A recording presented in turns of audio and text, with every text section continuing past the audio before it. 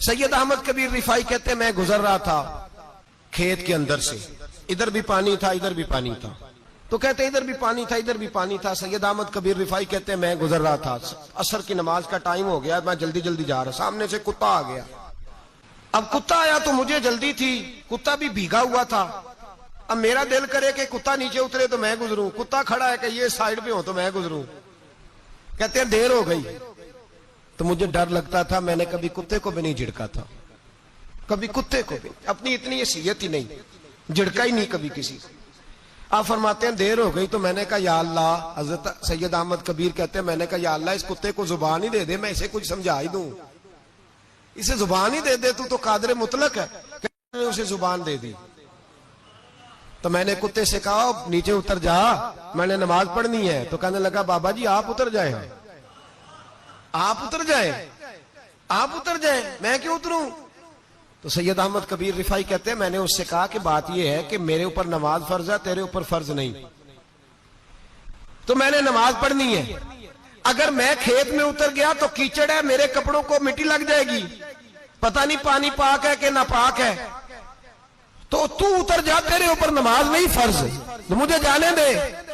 تو سید احمد کبیر رفائی کہتے ہیں اس نے ایسی بات کی کہ میرے اوپر وجد طاری ہو گیا، کتے نے بات کی تو میں کانپنے لگا، راتی جاگے شیخ صداویں، راتی جاگ دے کتے تیتھوں اتے، مالک دا در مول نہ چھڑ دے، پامیں مارو سو سو جتے تیتھوں اتے، او ایک برکی دا قدر پچھانن، پاویں مالک ہو من ستے تیتھوں اتے، رکھا سکھا کھا دنے جار رکھاں وچ ستے تے تیتھوں اتے، اٹھ بلیا چل یار منا لے نہیں تے بازی لے گئے نہیں کتے، اٹھ بلیا چل یار منا لے نہیں تے بازی لے گئے کتے تے تیتھوں اتے۔ سید احمد کبیر رفائی کہتے ہیں وہ مجھے کہنے لگا آپ اتر جائے، تو میں نے کہا بھائی میرے اوپر نماز فرض ہے تیرے اوپر فرض نہیں، تو اتر جا، میرے کپڑے آلودہ ہو جائیں گے تو کیا کروں گا؟ تو کہتے ہیں اس نے بات کی تو میں گھبرا گیا اور چھلانگ لگا کے میں کھیت میں اتر گیا۔ مجھے کہنے لگا بابا جی کپڑے اگر آپ کے کیچڑ سے آلودہ ہو گئے تو پانی سے صاف ہو جائیں گے، اور اگر مجھے حقیر جان کے آپ کا دل آلودہ ہو گیا تو 7 سمندروں سے بھی صاف نہیں ہوگا، کپڑے پانی سے دھل جائیں گے، اور دل اگر تکبر سے آلودہ ہوا تو 7 سمندروں سے بھی صحیح ہو سکتا نا نا نا، حقیر نہیں جاننا۔ کسی نے حضرت سید احمد کبیر رفائی سے پوچھا کہ بابا اتنا بڑا درجہ، اتنا بڑا مقام کیسے ملا؟ تو بابا جی کہنے لگے زندگی میں کبھی کسی کو حقیر نہیں سمجھا، کسی کو کبھی حقیر، کبھی کسی کو اپنے سے کمتر نہیں سمجھا، تو اللہ نے دیکھے نا اگر آپ نہیں سمجھیں گے تو اس کے لیے بھی آپ کو عنوان مل جائیں گے، اور اگر سمجھنا ہے اپنے آپ کو بڑا تو اس کے لیے بھی موقع مل جاتے ہیں۔ حضرت شفیق بلخی بہت بڑے صوفی بزرگ ہوئے پر نوجوان تھے، جوانی میں ہی اللہ نے بڑا مرتبہ دیا۔ حضرت عبداللہ بن مبارک بوڑھے تھے، دونوں ایک محفل میں اکٹھے ہوئے، اب بغداد سارا ماننے والا تھا اور دونوں کا ماننے والا تھا، آخر میں دعا بزرگ کرایا کرتے تھے محفل کے اختتام پر۔ حضرت شفیق بلخی جناب عبداللہ بن مبارک سے کہنے لگے آپ دعا کریں، آپ دعا کریں، آپ بزرگ ہیں، اب جس نے جو ماننا ہے اسے اس کے لیے عنوان بھی مل جائے گا۔ حضرت سیدنا عبداللہ بن مبارک کہنے لگے بیٹے تو دعا کر، تیری عمر تھوڑی ہے تیرے گناہ بھی تھوڑے ہیں، تیری عمر تھوڑی ہے تیرے گناہ بھی تھوڑے ہیں۔ تو سیدنا شفیق بلخی کہنے لگے نہیں حضور آپ دعا کریں، آپ کی عمر زیادہ ہے تو نیکیاں بھی تو زیادہ ہی ہے نا، نمازیں بھی تو آپ کی زیادہ ہے نا، روزے بھی تو زیادہ، رمضان بھی تو آپ کی عمر میں زیادہ ہے نا، آج بھی تو آپ نے زیادہ۔ اگر آپ نے کسی کو اپنے سے بڑا سمجھنا ہے تو عنوان آپ کو مل جائے، چھوٹا سمجھنا ہے تو اس کے لیے بھی عنوان آپ کو۔ بات تو یہ ہے کہ آپ کیا کرنا، اگر آپ کسی کو حقیر سمجھنا چاہتے ہیں تو بات ختم ہو گئی۔ سید احمد کبیر رفائی فرماتے ہیں زندگی بھر کبھی کسی کو حقیر نہیں سمجھا، اللہ کی ساری مخلوق کی کیا بات ہے۔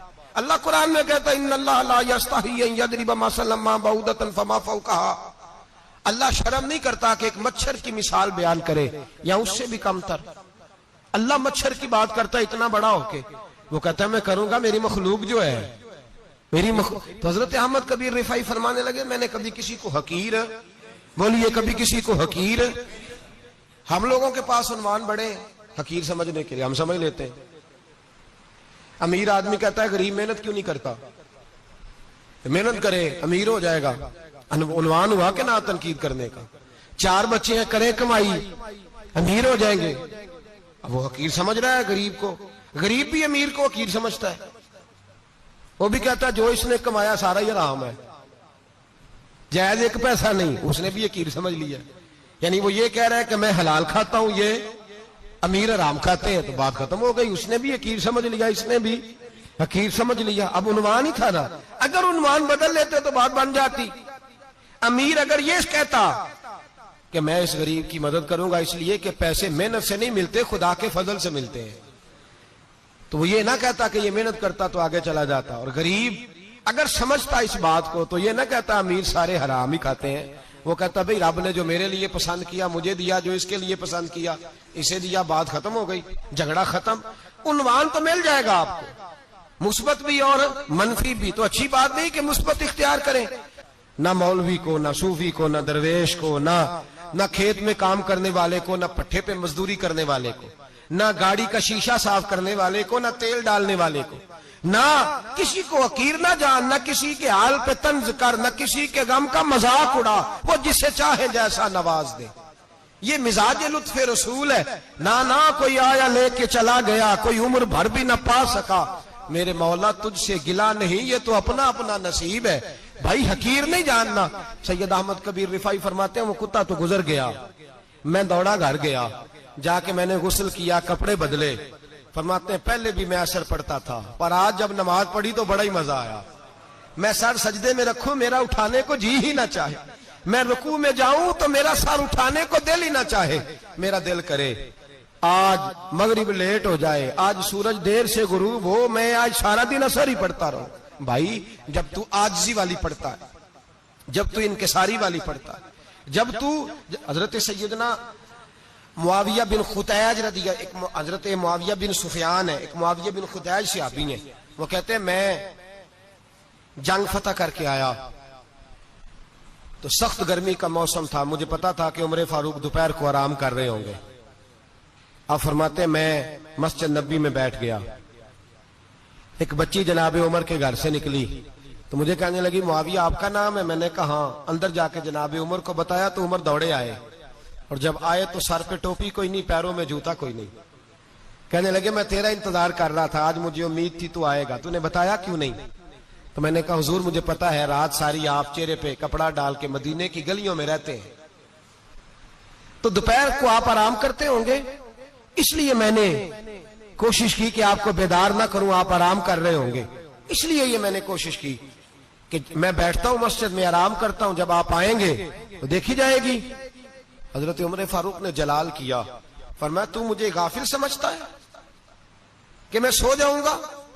اور آپ فرمانے لگے میں قوم کا خادم ہوں, جس کی اتنی زیادہ رعایا ہو وہ سو جائے چپ کر کے, میں نے جواب نہیں دینا اللہ کی بارگاہ میں. فرمایا میرے امیروں کی طرح سونے جاگنے کے وقت مقرر نہیں, میں قوم کا خادم ہوں, جس وقت بھی آیا کرو مجھے جگا لیا کرو, مجھے قبر میں جا کے خدا کو بھی جواب دینا ہے, محمد مصطفیٰ کو بھی جواب دینا ہے. میرے بھائی یاد رکھیں جب یہ چیزیں پیدا, اور پھر ہم نے ان تکلفات میں, میں نے کئی دفعہ یہ بات بیان کی ہے, اب تو لوگ رشتے کرتے ہیں تو ڈی سی کالونی میں کرائے کا مکان خریدتے ہیں, 2-4 غیروں کی گاڑیاں منگا کے دروازے کے آگے کھڑا کرتے ہیں, رشتہ ہو جاتا ہے بڑا گھر دیکھ کے,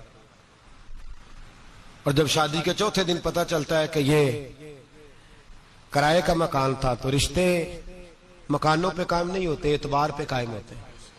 وہ اعتبار ٹوٹتا ہے تو زندگی بھر قائم نہیں ہوتا دوبارہ. جو آپ ہیں آپ وہی رہیں, جو آپ نہیں ہیں وہ کبھی بننے کی کوشش نہ کریں. اور میرے عزیز یہ بھی یاد رکھیں عاجزی آپ کو سوار دے گی. اور ویسے بھی ہم اللہ کے حضور جانے والے ہیں, اگر پردوں میں چھپ کے چلے جائیں گے تو بچ جائیں گے, اور اگر ہم اپنا آپ دکھاتے ہی رہیں, ساری زندگی اسی چکر میں رہیں کہ مجھے بھی پوچھو, مجھ سے بھی مشاورت کرو, میری بھی بات سنو, تو یہ انا کی دوڑ تو ختم ہی نہیں ہوتی. ہرس صرف پیسے کی نہیں ہوتی, ہرس ہوس شہرت کی بھی ہوتی ہے. اور نبی پاک صلی اللہ علیہ وسلم نے اس کو بھی بیان فرمایا ہے کہ یہ جو تیرے اندر چیز پیدا ہوتی ہے نا, میں جانا جاؤں پہچانا جاؤں, اس سے بھی اپنے آپ کو بچا. صحابہ کے بعد جس شخص کی خلافت سب سے مضبوط ہوئی وہ حضرت عمر بن عبدالعزیز تھے. اتنی بہترین خلافت کی کہ لوگوں کو حضرت عمر کا زمانہ یاد آ گیا. حضرت عمر بن عبدالعزیز. عراق میں رہنے والی ایک عورت تھی. اس عورت کا خامد فوت ہو گیا تو 5 بچیاں یتیم تھی. وہ عراق سے چلی اور جناب عمر بن عبدالعزیز کے پاس آئی کہ آپ میری بچیوں کا وظیفہ لگا دیں. وہ کہتی ہے جب میں پہنچی نا یہاں تو اب تو استقبال آنا جانا بڑے معاملات ہیں. اب تو بچی کی بارات آئے اور 5 7 10 20 لوگ دروازے پہ کھڑے نہ ہو تو بارات ناراض ہو جاتی ہے. کہتے ہمارا استقبال ہی کسی نے نہیں کیا.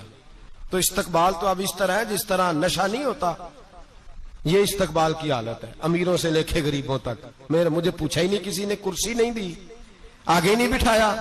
یہ والا معاملہ ہے.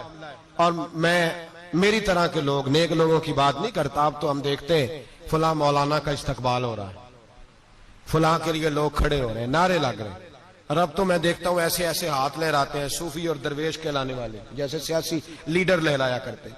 یہ کیا طریقہ ہوا؟ یہ کون سا طرز زندگی؟ میرے نبی پاک صلی اللہ علیہ وسلم نے فرمایا جو خواہش کرے کہ میں آؤں اور لوگ کھڑے ہوں وہ تو جہنمی ہے, تو دوزخی ہے. سارے وہی طریقے ہم اختیار کرتے جا رہے ہیں, وہی پروٹوکول ہے ہر جگہ. وہ لوگ جن کے دروازے کھلے ہونے چاہیے تھے وہاں بھی ہر وقت کے لیے معاملات طے ہو گئے. یاد رکھیں میرے نبی پاک علیہ الصلوۃ والسلام نے جو تعلیمات دی. حضرت عمر بن عبدالعزیز رحمت اللہ تعالی علیہ. عورت کہتی ہے میں پہنچ گئی, میں نے لوگوں سے پوچھا گھر کہاں ہے, تو کہا وہ جہاں بوری لٹک رہی ہے نا باہر ٹاٹ کا پردہ لگا ہوا ہے وہ حضرت عمر بن عبدالعزیز کا گھر ہے.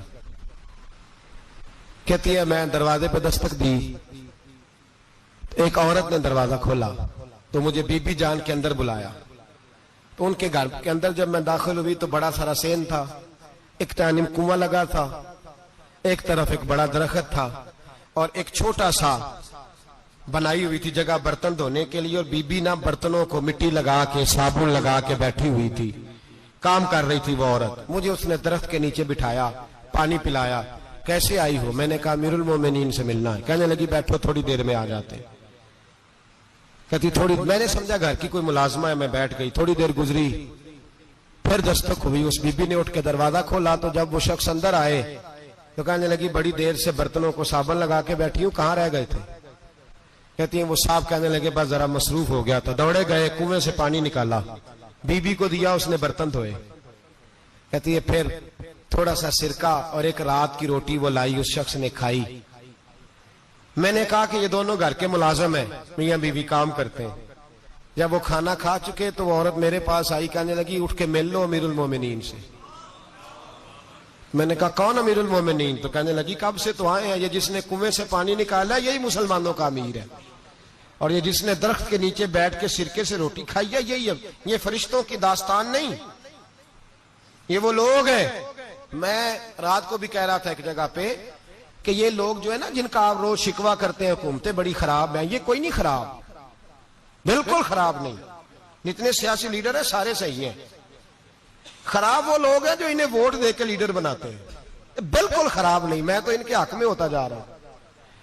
ناراض ہو گئے نا آپ لوگ؟ اللہ کرے تسی ہو جو تے اگلے الیکشن سے سیانے بھی ہو جو, آمین تو کہہ دیں. میں نے کوئی مشورہ نہیں دینا, اس لیے کہ میری نظر میں کوئی ایسا شخص نہیں جس کے لیے میں آپ سے کہہ سکوں کہ ووٹ دیں. اور ہم تو ایسی بات کریں تو کئی لوگ ناراض ہو کے چلے جاتے ہیں, لیکن کوئی پرواہ نہیں, اس لیے کہ یہ دین میرے نبی پاک کا دین صرف مسجد کا دین نہیں. انشاءاللہ آئندہ جمعہ نظریہ پاکستان بیان کروں گا اور بتاؤں گا کہ پاکستان کا مطلب کیا, لا الہ الا اللہ محمد رسول اللہ صلی اللہ علیہ وسلم. حضور کا جو قرآن نافذ ہوگا مسجد میں, وہ قرآن کچہری میں بھی نافذ ہوگا انشاءاللہ. اور وہ قرآن نافذ ہونے آیا ہے, اسمبلیوں میں وہی قرآن نافذ ہوگا انشاءاللہ. اور یہی چراغ جلے گا تو روشنی ہوگی. بیان کریں گے اور ڈٹ کے بیان کریں گے, آپ کو بتائیں گے. جو بات سمجھا رہا ہوں فی الوقت وہ سمجھے, مجرم وہ نہیں جو بڑا بن کے لوٹتا ہے, مجرم وہ ہے جو اس کو سپورٹ کرتا ہے, جس نے اسے بڑا بنایا ہے. یہ یاد رکھ لیں. ہماری کوئی بچت نہیں ہوگی, ہم سے پوچھا جائے گا. ہم سارے کچہری میں کھڑے ہوں گے, اللہ سوال کرے گا کہ تم بتاؤ تم ان کے مددگار کیوں بنے تھے, تم سپورٹ کیوں کرتے تھے, کہ پوچھا جائے گا اور ہم نے جواب دینا ہے. بہرحال عام دام پر سر مطلب جناب عمر بن عبدالعزیز رحمت اللہ علیہ کے وہ بی بی گئی تو کہنے لگی کہ یہ امیر المومنین نے کہا, وہ اٹھ کے حاضر ہوئی، کہا حضور میں عراق سے آئی ہوں، میرا خامد فوت ہو گیا، میری 5 بیٹیاں ہیں، وظیفہ لگا دے۔ وہ بی بی کہتی ہے میرا دل تھا کہ یتیم بچیوں کا 100 دینار سال کا لگا دیں گے تو بڑی بات ہے۔ کہتی ہیں جب میں ان کے پاس گئی تو حضرت عمر بن عبدالعزیز کو بتایا تو وہ رونے لگ گئے اور مجھ سے معافیاں مانگنے لگے۔ میں نے کہا حضور آپ کیوں معافی مانگتے ہیں؟ تو کہنے لگے اس لیے معافی مانگ رہا ہوں کہ تو میری رعایا میں تھی اور تیری 5 بچیاں یتیم تھی، تجھے خود چل کے آنا پڑا ہے، میرا کام تھا تیری خبر لیتا، معاف کر دے اللہ کی رضا کے لیے۔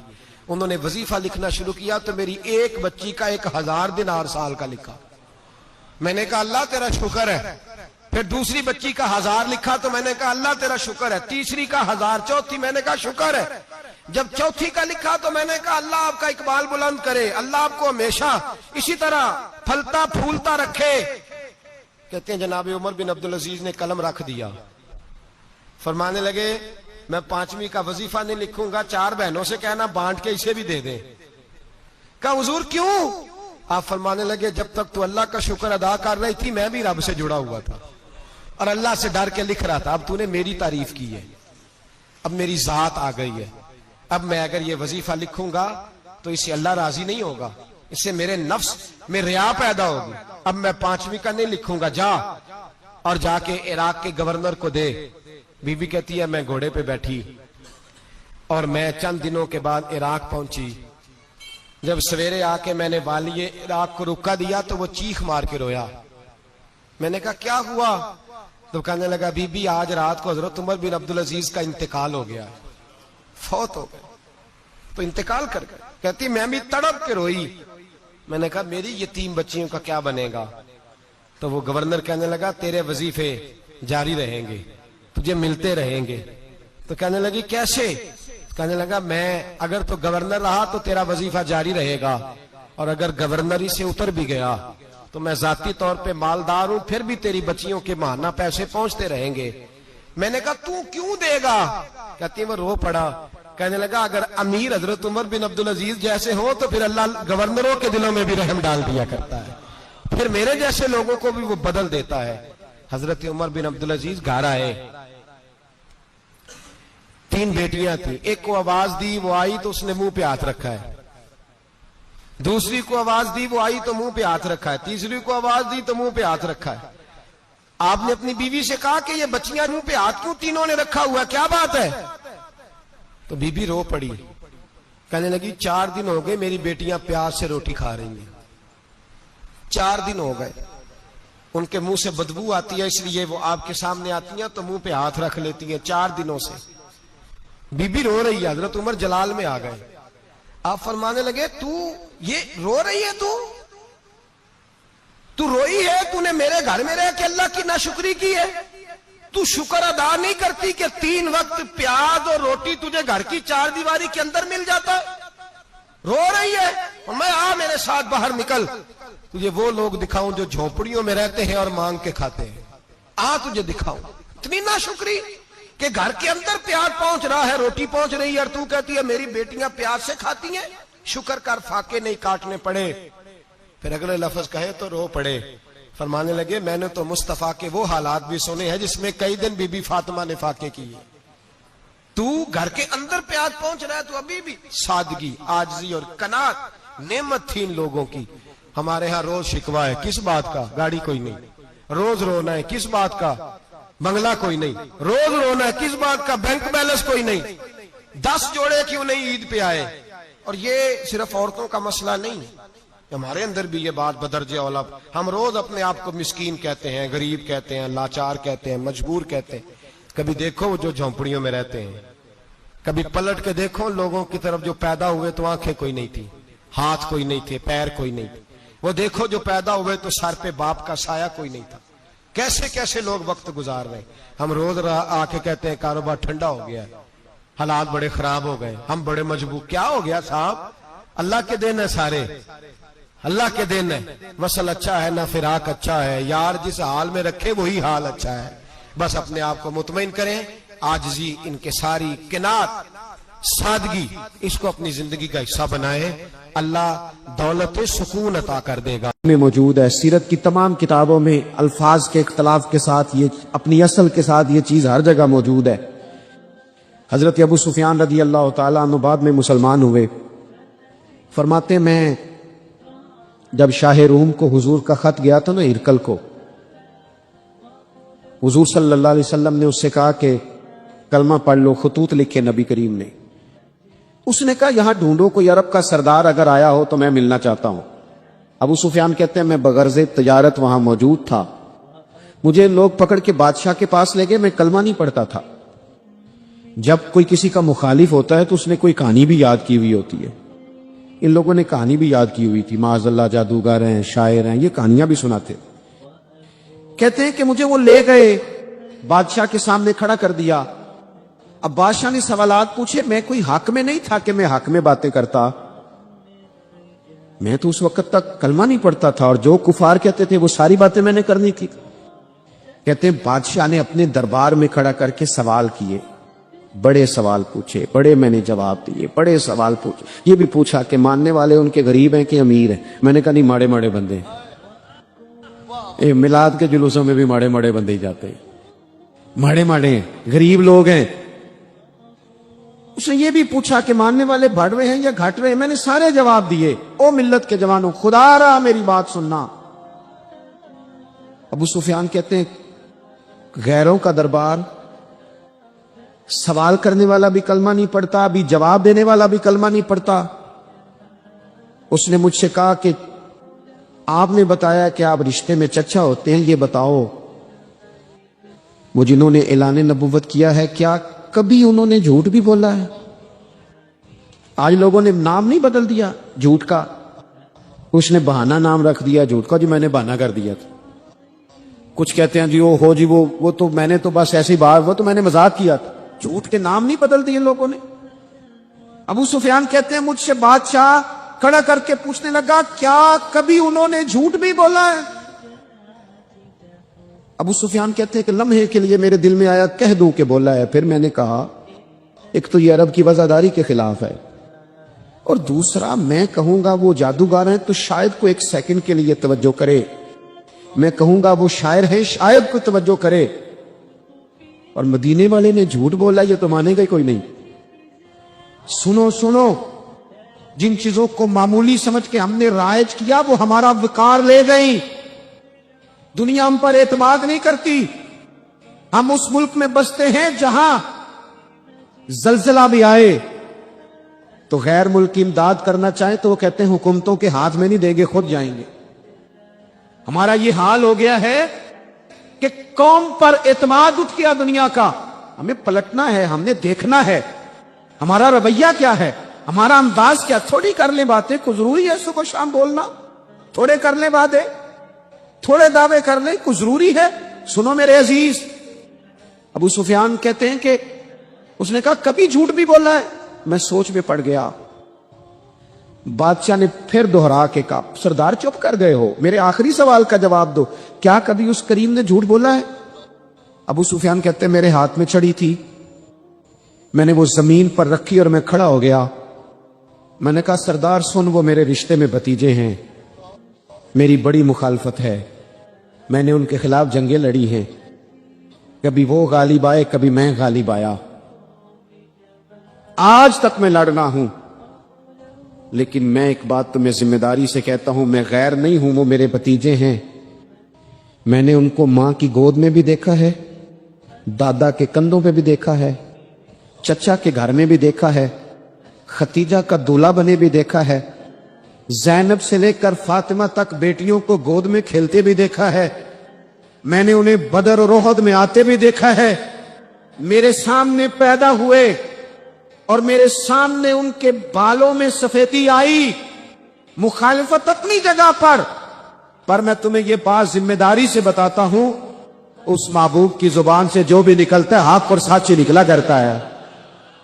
وہ اسیر دشمن کی چاہ میں بھی، مخالفوں کی نگاہ میں بھی وہ امی ہے، صادق ہے، معتبر ہے. میرا پیغمبر عظیم تر ہے، میرا پیغمبر عظیم تر ہے، میرا پیغمبر عظیم تر ہے. ابو سفیان کہتے ہیں میں یہ لفظ کہے تو کتنے ہی لوگ دربار میں رو پڑے. ایک سناٹا چھا گیا، کوئی صحابی نہیں وہاں، کوئی نعرہ لگانے والا نہیں، کوئی اپنا نہیں، لوگ رو پڑے. کہتے ہیں بادشاہ نے چادر اٹھائی کندھے پہ رکھی, کچھ دیر سوچتا رہا, پھر وہ چل دیا. میں نے پیچھے سے آواز دی, میں نے کہا تو نے اتنے سوال پوچھے, میں نے اتنے جواب دیے, کو رزلٹ بھی تو بتانا کیا نکلا, نتیجہ کیا ہے. تو بادشاہ نے پلٹ کے میری طرف دیکھا, کہنے لگا سردار نتیجہ تو نکل آیا نا یار. جس بندے نے کبھی بندوں سے جھوٹ نہیں بولا وہ یہ جھوٹ کیوں بولے گا کہ میں اللہ کا رسول بن کے آیا. اس نے او میرے بھائی اپنی زندگی میں سچ لاؤ. خدا را ہمارے گھروں سے لے کر حکومت کے ایوانوں تک ضرورت سچ کی ہے, ضرورت سچ کی ہے. دوسری بات, اپنی زندگی میں دیانتدار ہو جائیں. چھوڑ دے سامنے والا کیا کر رہا ہے, میں اپنے اس ممبر سے دیانتدار ہوں کہ نہیں, یہ میں نے اللہ کو جواب دینا ہے. میں نے اتنی عزت سمیٹی ہے, دین کے نام پہ سمیٹی ہے, میں نے اللہ کو جواب دینا. ہم سارا دھیان دوسروں کا رکھنے لگ گئے. حضرت خواجہ نصیر الدین چراغ دہلوی رحمت اللہ علیہ سے بادشاہ نے آ کے وظیفہ پوچھا تھا, حضرت کو وظیفہ بتائے تو خواجہ صاحب فرمانے لگے اپنا کام دیانتداری سے کر, یہی سب سے بڑا وظیفہ ہے. اپنی زندگی میں دیانتداری, امانت داری, آپ اس طرح کے ہو جائیں کہ آپ جس طرح آپ سمجھے نا کہ یہ حرام جانور ہے تو میرے منہ میں جائے گا تو مجھے الٹی آئے گی. آپ کبھی دیکھیں نا کہ حرام گوشت کوئی آپ کو بتا دے, آپ 2 لقمے آپ نے کھا بھی لیے, لطف آیا, تو کسی نے کان میں کہا یہ تو ذبح ہی نہیں ہوا تھا, بیمار تھا, تو الٹی آ جاتی ہے کہ نہیں؟ بولو کیا آ جاتی ہے؟ انسان کا ذہن قبول کرتا ہے حرام کھانے کو. 2 کلو گوشت پہ الٹی آتی ہے تو 2 کروڑ روپے پہ کیوں نہیں آتی؟ ہمارے ایک دوست ہیں, یونیورسٹی کے لیکچرار ہیں, مجھے ایک دفعہ فرمانے لگے پیر صاحب عجیب بات ہے, ایک بندے کو نا کہیں جوتا پڑا مل گیا, بڑا قیمتی تھا پر ایک پیر تھا جوتے کا. ہماری دیانتداری کچھ اس طرح کی ہے, ایک پیر ملا, جوتا بڑا قیمتی تھا, مہنگا تھا, تو اس نے اس کا مالک ڈھونڈنا شروع, یہ کس کا ہے, یہ کس کا ہے, یہ کہ شور کر رہا ہے. لیکن تھوڑا سا آگے جا کے جوتے کا دوسرا پیر مل گیا, پر اس نے مالک ڈھونڈنا بند کر دیا. اس کو اب اس کا دوسرا پاؤں مل گیا, تو اب اس نے, یعنی کئی دیانتدار بڑے دیانتدار ہیں لیکن دوسروں کے معاملے میں, اپنے معاملے میں نہیں. اپنی زندگی میں انصاف کریں. میں مسجد میں جمعہ پڑھاتا ہوں. میں نے ایک دن اپنے ایک مدرسے کے طالب علم سے پوچھا, بیٹا جمعرات کو میں نے پوچھا, میں نے کہا صبح جمعے میں تقریر کیا کرنی ہے؟ کہتے میں جو فیصلہ نہیں کیتا. میں کہا تو بڑا مولوی ہے نا, میں چھوٹا, میں تو جمعہ پڑھا کے شام میں فیصلہ کر لینا بھی اگلے جمعے کی بیان کرنا ہے. کیوں؟ میں چاہتا ہوں میں ممبر سے دیانتدار رہوں, میں ایک ہفتہ تیاری کروں, میں نے قوم کو اللہ رسول کا دین بتانا ہے. میرا یہ مقصد تو نہیں ہے کہ 1 گھنٹہ مجھے ملے تو میں نے کسی طریقے سے اسے پار کرنا ہے. آپ اپنے کام کے ساتھ ہمیشہ دیانت کا مظاہرہ کریں. اگر آپ دیانتدار ہو جائیں, حضرت سعید بن عامر رضی اللہ تعالیٰ عنہ کو حضرت عمر نے کہا میں آپ کو ایک صوبے کا گورنر بنانا چاہتا ہوں, رو پڑے, فرمانے لگے اس قابل نہیں ہوں. آپ کہیں مجھے بھی آپ کہہ دیں کہ فلانا عہدہ ملتا ہے تو تیار ہے ساری دنیا, کون انکاری ہے اس کام سے, سب تیار بیٹھے. لیکن روتے تھے لوگ کا جناب میں کہاں کر سکتا ہوں. حضرت عمر نے لگا دیا حمص کا گورنر. کچھ مہینوں کے بعد حضرت عمر تشریف لے گئے, جا کے پوچھا کہ کیسا ہے تم. پہلے تو ایک لسٹ منگوائی حضرت عمر نے, کچھ مال آیا ہے تو مختلف صوبوں میں بانٹنا ہے, غریبوں کی لسٹ لاؤ. ان کے صوبے کی لسٹ آئی تو تیسرا نام گورنر صاحب کا تھا. وہ کہا تمہارا گورنر مسکینوں غریبوں میں؟ کہنے لگے حضرت صاحب جو لسٹ بنانے والے تھے وہ کہنے لگے اب ان کے وجود پر جو کپڑے ہیں جگہ کوئی نہیں بچی, پیوند کہاں لگانے ہیں. دامان توکل کی یہ خوبی ہے کہ اس پر پیوند لگے ہوتے ہیں پر دھبے نہیں ہوتے, پیوند لگے ہوتے ہیں پر دھبے نہیں ہوتے. حضرت عمر نے معلومات کی ان کے صوبے میں جا کے, تمہارا گورنر کس طرح کا ہے؟ عرض کی حضور 4 شکایتیں. یہ جمہوریت ہے. آج تو ہر سیاسی جماعت میں ڈکٹیٹرشپ ہے, آج کہاں جمہوریت ہے. آج تو آپ جتنے شاہ کے وفادار ہو جائیں گے اتنا اچھا عہدہ لیں گے, جتنا مرضی قابل بندہ ہو جماعت کے اندر, لیکن اگر وہ پورا تابع دار نہیں تو نظام نہیں چلتا, جتنا مرضی قابل ہو. حضرت سعید بن عامر رضی اللہ تعالیٰ عنہ 4 شکایتیں, عام آدمی شکایتیں کر رہے ہیں. حضرت عمر نے کہا کون کون سی؟ انہوں نے کہا جی پہلی شکایت یہ ہے کہ ہمارے گورنر, توجہ ہے میرے بھائیوں کی, انہوں نے کہا جی پہلی شکایت یہ ہے کہ گورنر صاحب صرف دن کو ملتے ہیں، انہیں رات کو بھی لوگوں سے ملنا چاہیے۔ دوسری شکایت یہ ہے کہ جب شروع میں آئے تھے تو فجر کے بعد بیٹھ جاتے تھے، مسائل سنتے تھے، اب سورج نکلنے پر اشراق چاشت کے ٹائم 8، 9، 10 بجے آتے۔ تیسری شکایت یہ ہے کہ ہفتے میں ایک دن ملتے ہی نہیں۔ چوتھی شکایت یہ ہے کہ کبھی کبھی ایسے رونے لگتے، بیٹھے بیٹھے بے ہوش ہو جاتے، تو آپ نے دیوانہ آدمی ہمیں دے دیا ہے۔ حضرت عمر فاروق رضی اللہ تعالیٰ عنہ نے حضرت سعید بن عامر کو مجمع میں پوچھا، جناب آپ پبلک کے نمائندے ہیں، آپ کو سوالوں کے جواب دینے چاہیے، بتلائیے نا۔ اور یہ پبلک کے نمائندے صرف سیاستدان نہیں ہوتے، پیر